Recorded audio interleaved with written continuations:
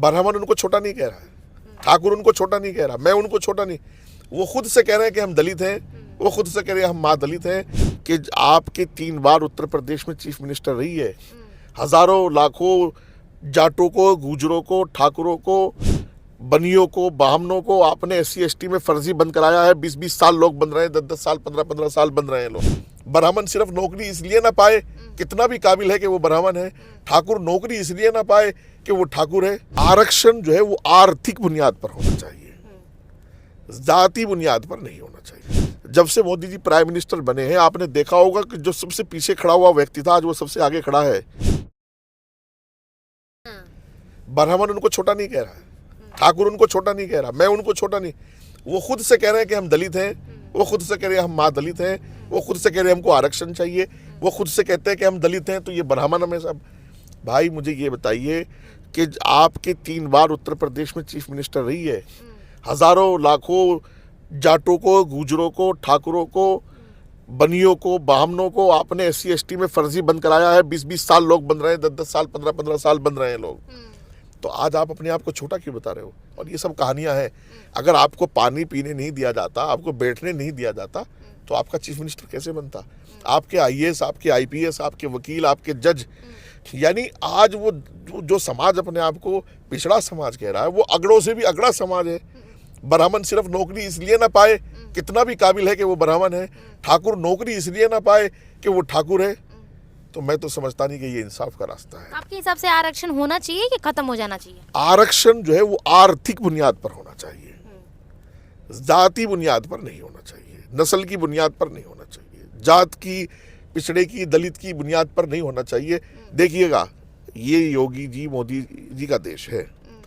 जब से Modi ji prime minister बने हैं, आपने देखा होगा कि जो सबसे पीछे खड़ा हुआ व्यक्ति था, आज वो सबसे आगे खड़ा है।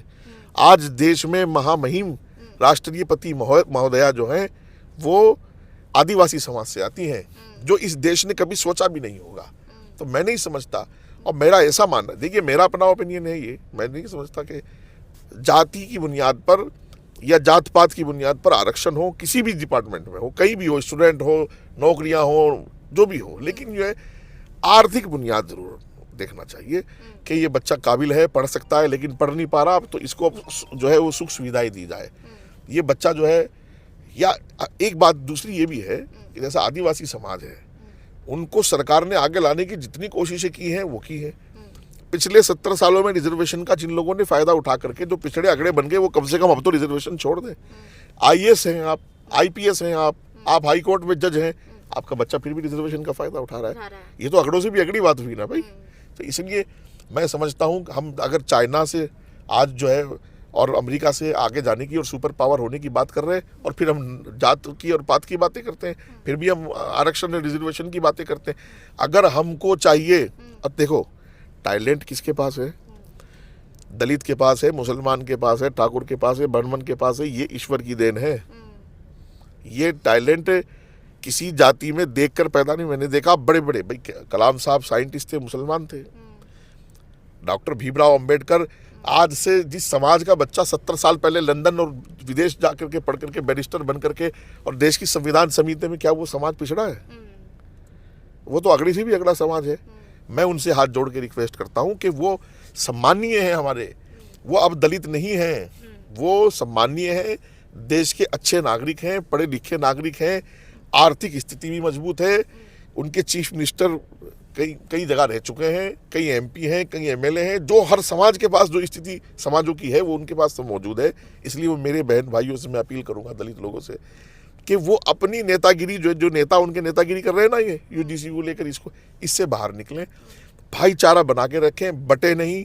देश की तरक्की इसी में है कि काबिल लोग आगे आए, आरक्षण वाले लोग आगे ना आए। सीधे कह रहे हैं कि 35% हम, मतलब हमारे 65% पे भारी कैसे पड़ जाएंगे, हम उन पे भारी हैं, लगातार प्रदर्शन कह रहे UGC लागू करवा के ही हम रहेंगे। क्या कहेंगे आप इस पे? ये देश को बांटने वाली बातें हैं। कानून को अपना काम करते रहना चाहिए। कमेटी ने कुछ बदलाव किए हैं, सुप्रीम कोर्ट ने रोक लगा दी है, माननीय कमेटी दोबारा उस पर गौर करेगी। माननीय सुप्रीम कोर्ट देश में मौजूद है, वो जांचेगा। हम लोग स्टूडेंट से खास तौर से मैं अपील करूंगा, जितने भी ये स्टूडेंट्स हैं, आप इस देश का फ्यूचर हैं।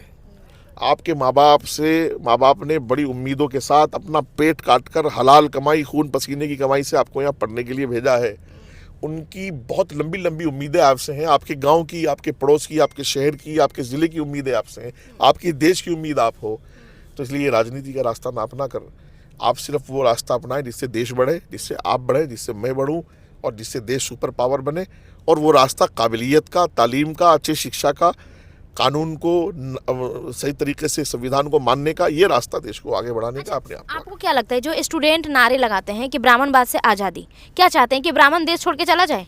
नहीं, देखिए, पिछले हजारों लाखों साल का इतिहास ब्राह्मणों का है कि ब्राह्मण को ईश्वर ने, भगवान ने जो है वो हर तरीके से सम्मानित बनाया है। तो उसमें ब्राह्मण की क्या गलती है भाई?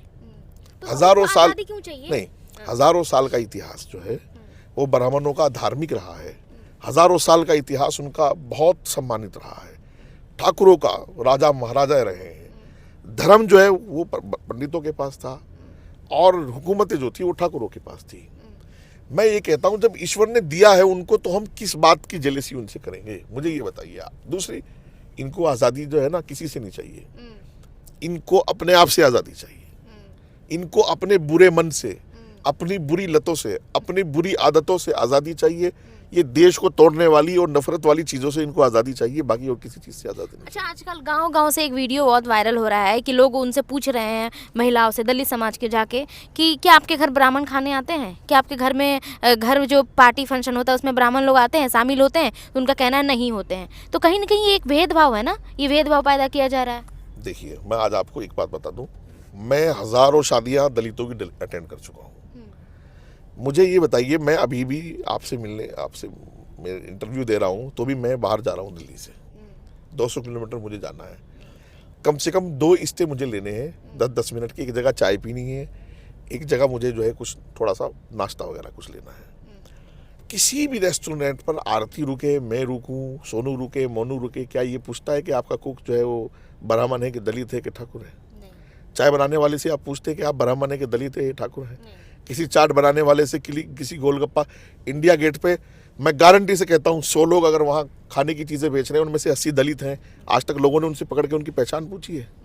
जब आप शादी में किसी को बुलाओगे सम्मान के साथ तो ही तो जाएगा। मुझे बुलाइए ना, मुझे जो भी बुलाएगा, मैंने यहाँ इलाके में जाता हूँ, मैं गाँव में, क्षेत्र में, पंडित, ठाकुर, मुस्लिम, हिंदू, दलित, सबके यहाँ शादियों में जाते हैं, सब कन्यादान भी करके आते हैं, खा के भी। हाँ, सबके यहाँ खाते हैं।